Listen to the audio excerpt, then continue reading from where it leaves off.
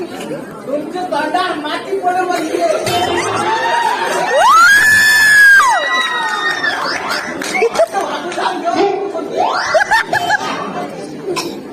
बांधून जवळ जायचा हे मी पाठीत खोद्या मुरूप असतात. मन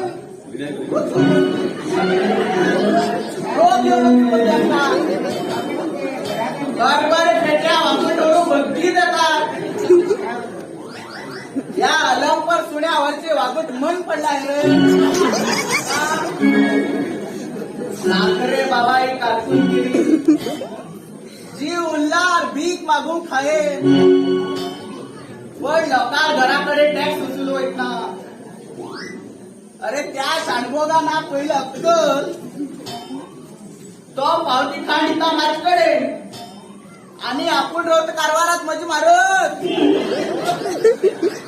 हे पळे पळे सुन्या घतर पिंदून घेऊ जा.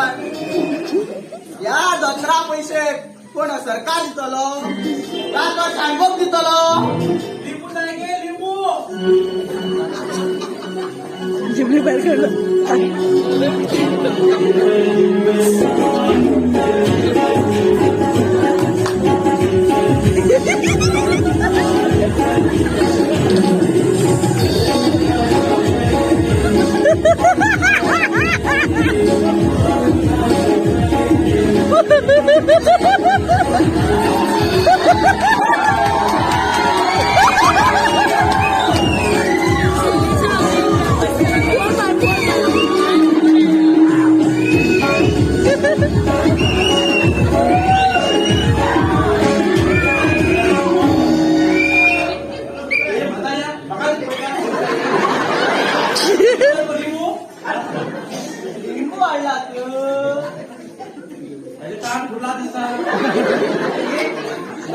दीदी लायला लिंबू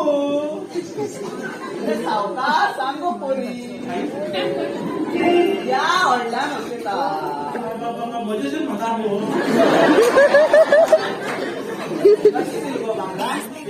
लिंबू लिंबू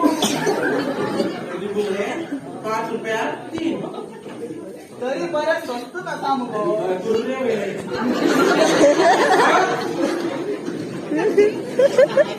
अगो 2 लिंबा किती 4 रुपये.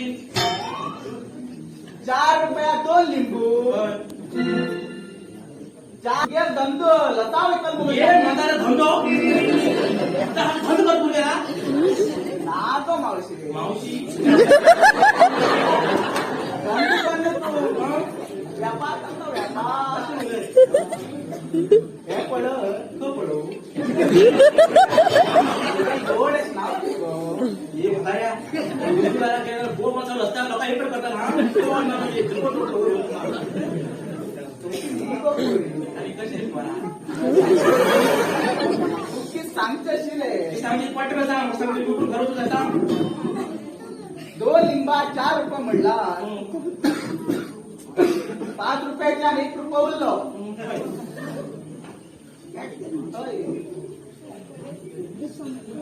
5 रुपयाच्या 4 रुपये गेल म्हणला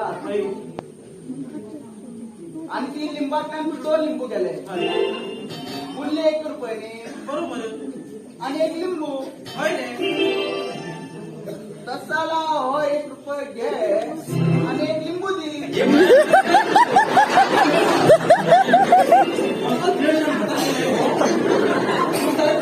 जी बात दिना पण पोरी तुझ्या दिना लिंबू लिंबू हा पण मन म्हणलं तर ते म्हणता तू कोण नका रागात जायना तो शाणी मागेल्या